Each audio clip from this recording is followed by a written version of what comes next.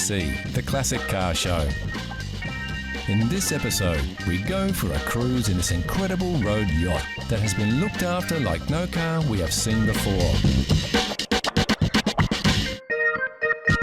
We challenge you to another Know Your Chrome to see if you really know your classic cars.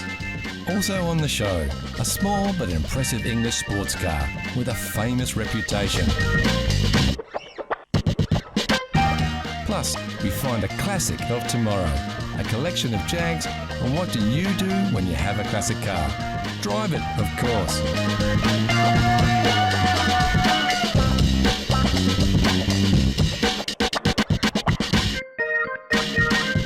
So relax in your comfy chair, put your feet up, and imagine you're driving for the next half hour in CC Classic Cars.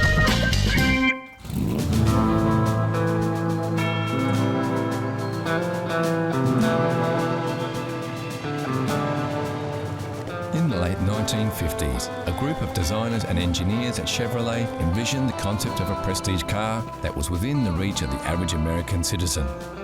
The car that embodied this vision came to be known as the Chevrolet Impala. First rolling off the production lines in 1958, the Impala, known as the Bel Air Impala, was a move away from previously conservative car designs to a more sleek and impressive style. It was a move that cemented Chevrolet as one of America's most desirable cars. This was an era of fast-changing tastes and styles. Car designers were looking to the future with ever-increasing imagination, ensuring the evolution of the Impala was a rapid one. From the classic 58 styling with fat grills and high fins to the sleek lower designs of the early 60s where fins were on the way out and the bold, sleek late 60s design we see here. It was a car that oozed style and class, and with its modern look and sporty trim, captured the attention of auto enthusiasts all over the world. For many, one look was all they needed to decide the Impala was the car for them. I first fell in love with the Chevy Impala many years ago, where a family member had acquired one when I was younger, and I always wanted one myself, and I was lucky enough to find one 18 years ago through the Unique Cars magazine. Went over there and had a look at it, and it was fantastic, exactly what I wanted. With millions sold and demand mounting up, Chevrolet rolled out the improved Impala SS the next year, and with the intention of outperforming Ford's 390 CID engine, introduced its own 409 cubic inch power plant, which cemented the Impala's place not just as a great prestige car, but a damn good performance vehicle as well. If you're thinking of hunting down your own Impala, there are a couple of drawbacks you'll need to consider. First is the fuel bill. Like many American cars of the time, fuel efficiency was not top of the list when the Chevrolet engineers designed this vehicle. You have been warned. Another negative are the brakes, or lack of them.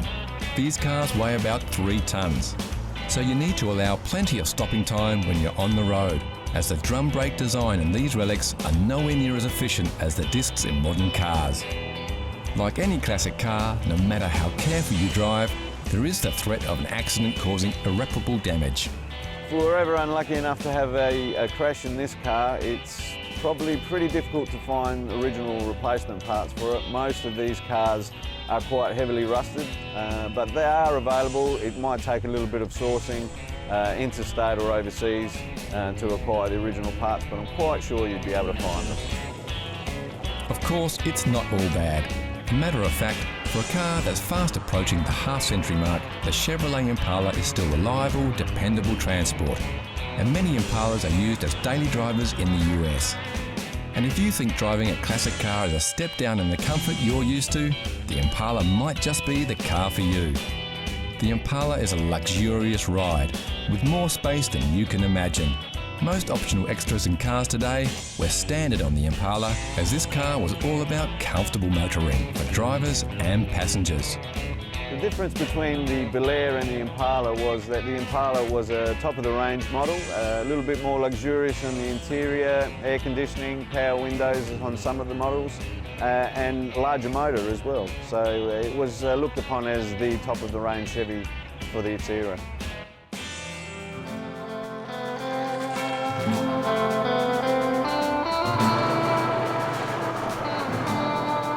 one thing we have to talk about when we look at this Chevrolet Impala. This car has never been in an accident, has never been resprayed, and every major part on this car is the same one it rolled out of the factory with. This car is a rare find, and a lucky find too. It shows the importance of looking long and hard before buying a classic car.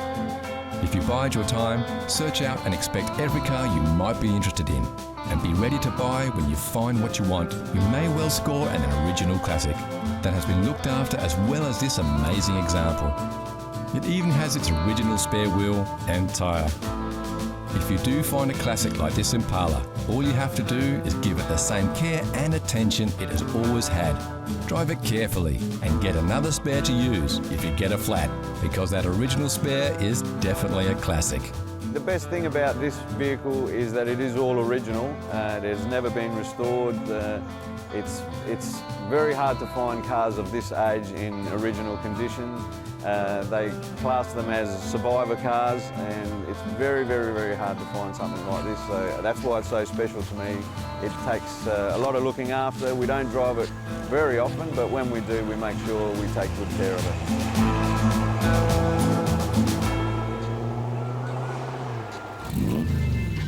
Here's a challenge for all you classic car fans. Know Your Chrome gives you a peek at some close-ups of classic chrome. Look at the shapes. Do you recognise the lines? Can you tell which car sports this shiny styling? It's too early for clues, but we can tell you it's a car, it's a classic, and it's very, very cool. Look closely, and we'll give you more hints later in the show. Next on CC, the Classic Car Show. Classic car fans get together, a classic of tomorrow, and a classic birthday celebration. What do you do when you have a classic car? Well, drive it, of course. And one of the best ways to enjoy your classic car is to join a car club and travel the roads with other like-minded drivers so you can really enjoy your vehicle. We tagged along to a classic car run to see just what a run is all about and how much fun it can be sharing your passion of classic motoring on the move. At a designated time, late one Friday afternoon, cars started to arrive in this car park to gather for a run into the hills.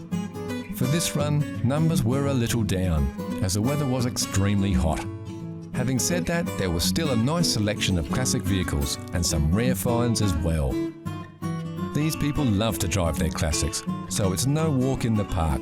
The type of cars that we're travelling with this afternoon are classic cars, and that means basically built after World War II and up to about 30 years of age. A lot of them are British sports cars, but there's some German sports cars as well.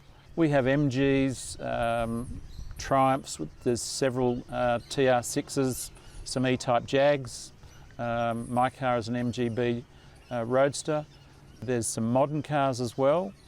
Some people prefer the air conditioning in their modern cars on a hot afternoon like today. And of course the classic cars do suffer from overheating on a warm afternoon like today. There were no signs of overheating when we caught up with these machines winding through the hills. A wonderful way to experience classic cars at their best, a run is not only entertaining for both drivers and passengers, but for passers-by and other road users. It's not often we see a car like the spectacular Lancia Flaminia out and about, let alone cruising the winding roads at considerable speed. Or this Lotus Europa Special, which we love so much we did a feature on it. This yellow MG Roadster is a force all of its own, with a bunch of extra power squeezed in under the hood. If you really love classic cars, a car club can be a great way to fuel your passion. Most classic car clubs will happily take in members who don't actually own a classic car.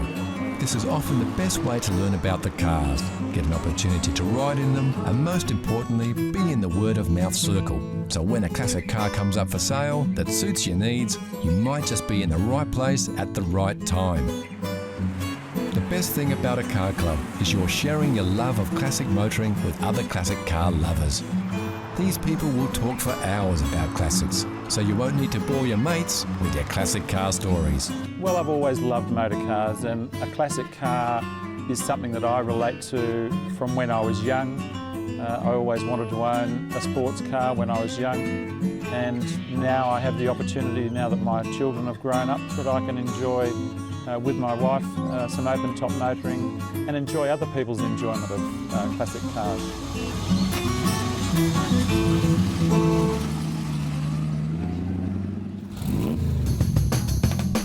Back in the 1960s, there was an unlikely car that, beyond all expectations, made a massive impact on the motoring world, from sales to sports. Its mass appeal and impressive performance ensured it would forever go down in the annals of car history as a classic. This car was the Mini, and production of the original line ceased completely in the year 2000. BMW owned the brand by then and announced a new Mini, known as the BMW Mini to many, and we think it will continue in the tradition of its earlier models and become a classic of tomorrow. Although the new model Minis ooze the characteristics of the original cars, there is little else to compare between the vehicles. A much larger vehicle than its name implies, the Minis of the new millennium are much safer than their old-style counterparts. The reason the cars are larger is due to the crash protection.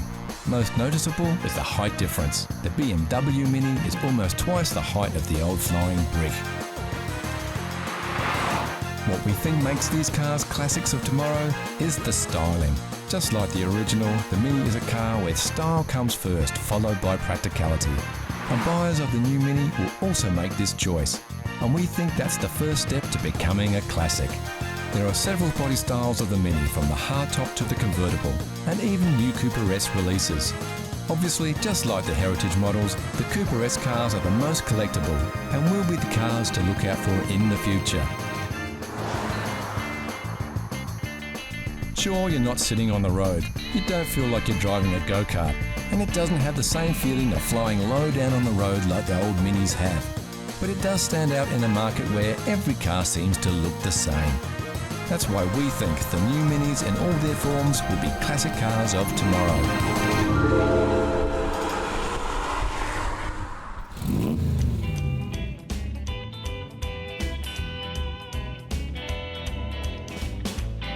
It's not unusual to see a classic Jaguar on the road, a luxury car maker that really hit its stride in the 1960s and 70s. Jaguars are famous for their distinct and unique styling. Many people don't realise that Jaguar have a long and respected history in performance cars, and some classic Jaguars have to be seen to be believed. In 2010, Jaguar celebrated their 75th birthday. Not bad for a boutique car builder, especially considering the companies he left in its wake. So what does a company like Jaguar do to celebrate this milestone? They throw a party and invite a collection of rare classic Jaguar sports cars to the Pebble Beach Concours d'Elegance. The Pebble Beach Concours d'Elegance is an automotive charitable event held each year at Pebble Beach in California. It is considered the most prestigious automotive event of its type in the world. Never before had such a collection of classic Jaguars gathered together for people to appreciate these wonderful cars. In 1955, Jaguar withdrew from racing. 25 cars were left in the factory complete or near completion. 9 of these vehicles were destroyed in a factory fire that same year. The remaining cars were converted to road-going vehicles with minor modifications and sold exclusively mostly in the US. 12 of the 16 Jaguar XKSS sports cars ever built were reunited at Pebble Beach. The reunion is believed to be the largest ever gathering of XKSS cars, and it featured as its own special class at the concourse. A true collector's car, the XKSS vehicles are not only rare, they often have a story of their own, like this British racing green model, owned by Hollywood tough guy and racing fan Steve McQueen. And he's not the only Hollywood star that's a fan. There's a lot of great cars in the world, but Jaguar has always made the best looking cars. You know, in fact, a lot of the British cars were really sharp looking, but the Jaguar always had great design. Not everybody likes the lines of the sports cars from the late 50s and early 60s.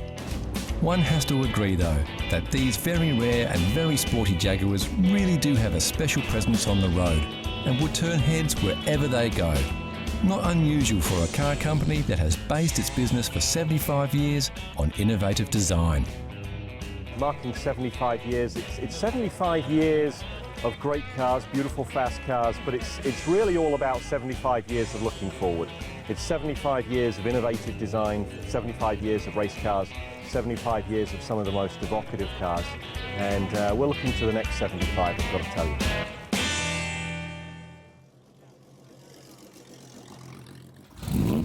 So how well did you go with your first peek? How well did you know your chrome? Here's a quick update. Did you guess it right away, or are you still pondering? Take a look at these shots. We're showing you a little more of the car here, so you should be able to pick it. The answer is coming soon.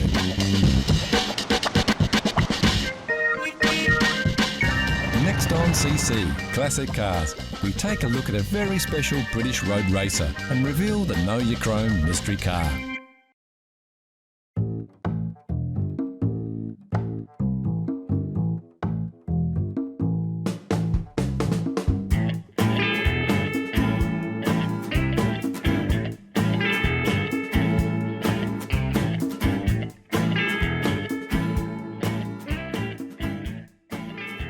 Chapman, the founder of Lotus, is famous for his often stated philosophy of automotive design. Simplify, then add lightness. And the Europa was designed and built to be an embodiment of this approach. When the car launched in the 60s, critics at the time described the Europa as the nearest thing to a Formula car for the road. In fact, the Europa was the first mass-produced mid-engine road car. So when Adam Sellers saw an original Europa special for sale in a magazine, he knew he just had to go for it. Well, this car, it found me. I've always had an interest in cars, Lotuses, Lamborghinis, all sorts. But I think the midlife crisis hit, and friends suggested to me when I saw the ad in a magazine about the end of 2006 that you're never going to get the opportunity again. So he just got a new job with a car, and we drove over to Victoria and had a look, and yeah, it was instant. This is a 1972 Lotus Europa Special, a special edition that paid homage to the successful Lotus Formula One team of the day and their sponsor, John Player Special.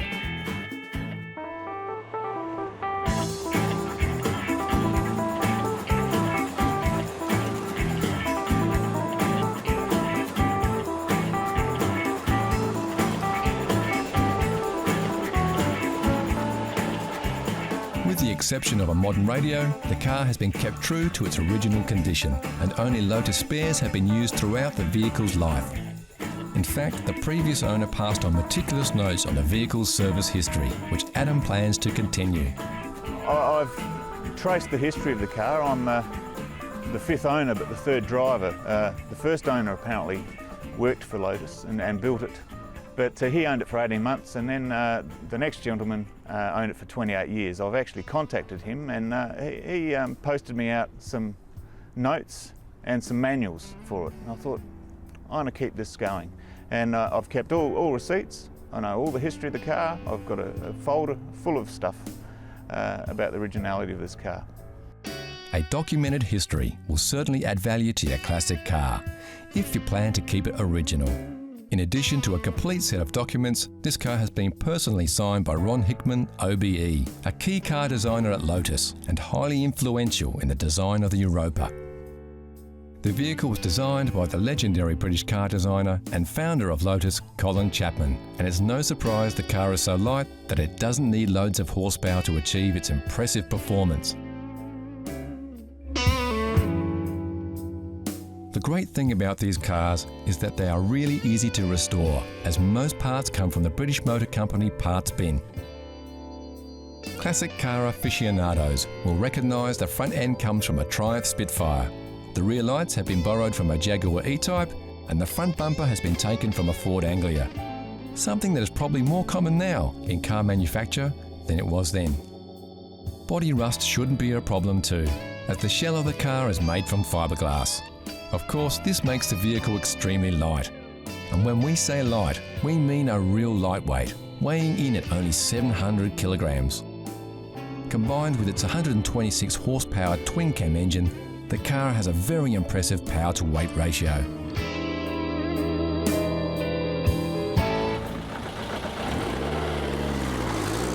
In many ways, driving this Lotus is just like driving a motorised go-kart. It sticks to the road and takes corners extremely well.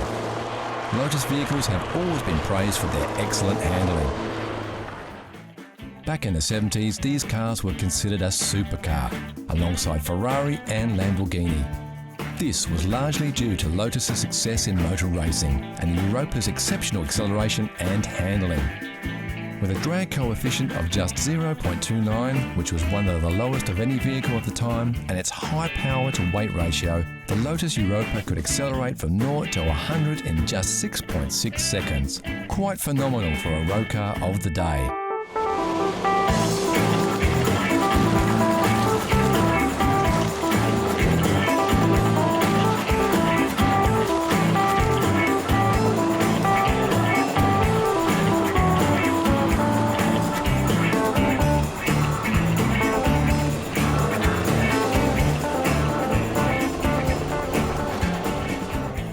Early models sported Renault motors and transmissions, but in 1971 the company replaced these with Ford twin-cam engines in response to strict emission controls in the US.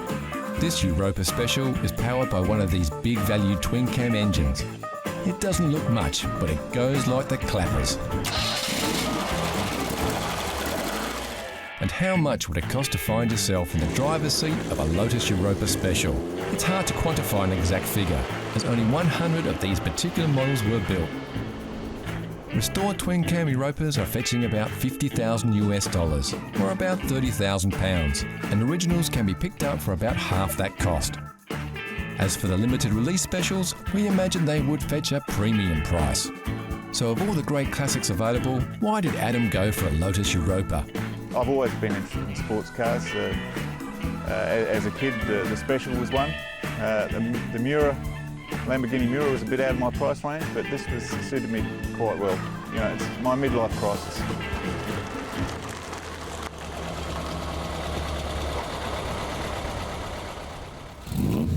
So how well did you know your chrome? If you said it was an Aston Martin DBS 6, you'd be right. Built in the UK from 1967 to 1972, the car was made famous in the James Bond film On Her Majesty's Secret Service.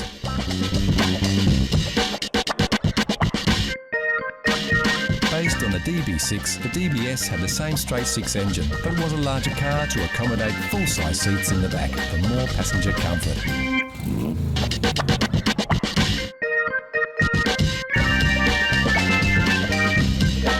Everybody seems to love classic cars. Not everybody wants to own one, but most of us appreciate the artistry that classic cars offer. Whether it's low, sleek sports machines, big road behemoths oozing chrome, or just something that brings back loads of childhood memories, there is a classic car to suit anybody and everybody.